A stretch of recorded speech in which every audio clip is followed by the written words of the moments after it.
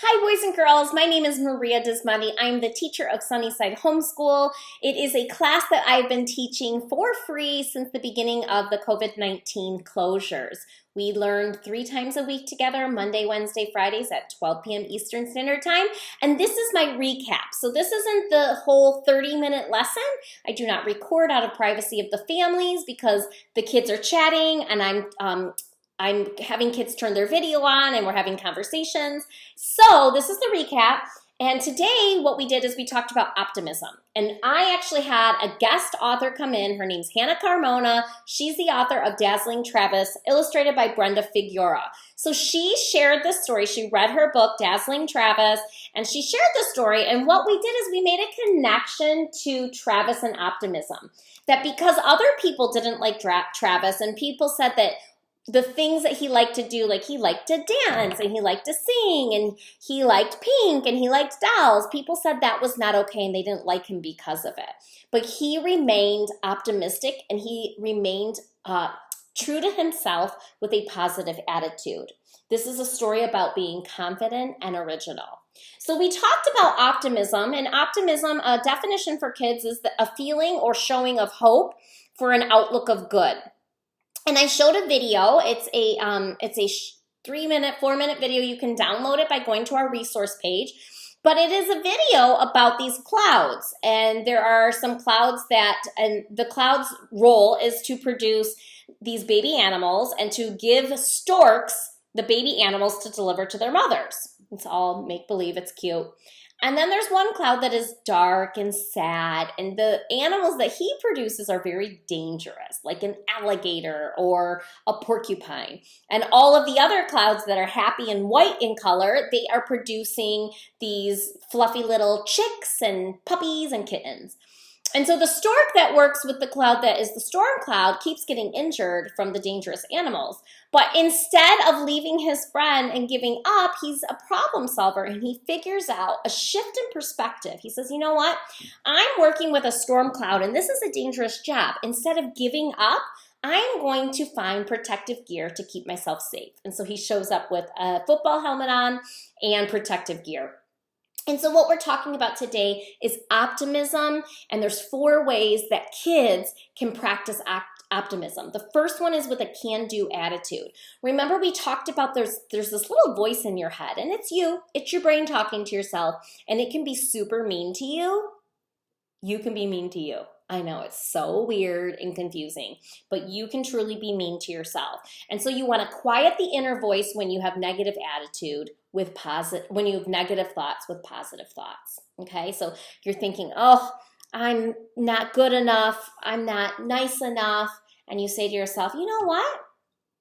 I may not know everything, but I sure try hard, and you know what? I was not nice to my sister today, but I can change that and I can be nicer tomorrow.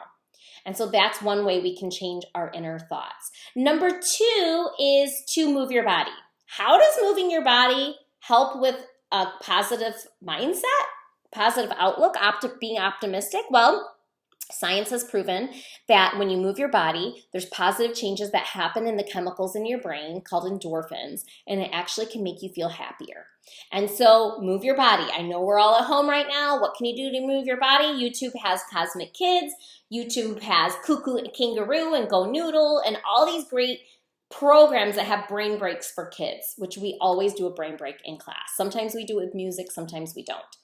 Boys and girls, number 3 is the glad game. Practice gratitude. When there's a negative situation, think about what is good about that situation.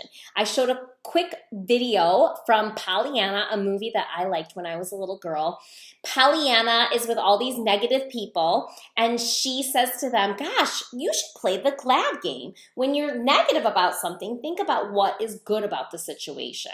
And so you can always go on YouTube and look for the glad game, Pollyanna, and watch that video.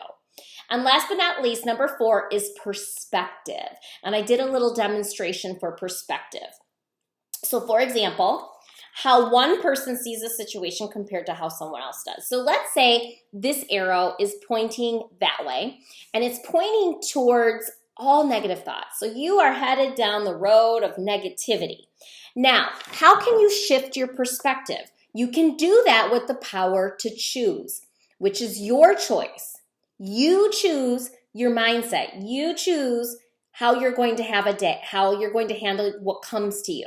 Not your mom, not your dad, not your grandma, not your dog, not your cat. So this water represents the power to choose. So if you bring in the power of choice with the road to negativity, watch what happens. Did you see how that arrow was pointing that way?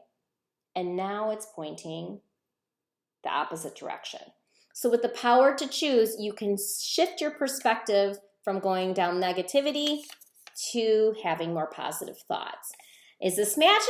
No, it's something called refraction, and you can definitely learn about this specific scientific matter by researching refraction.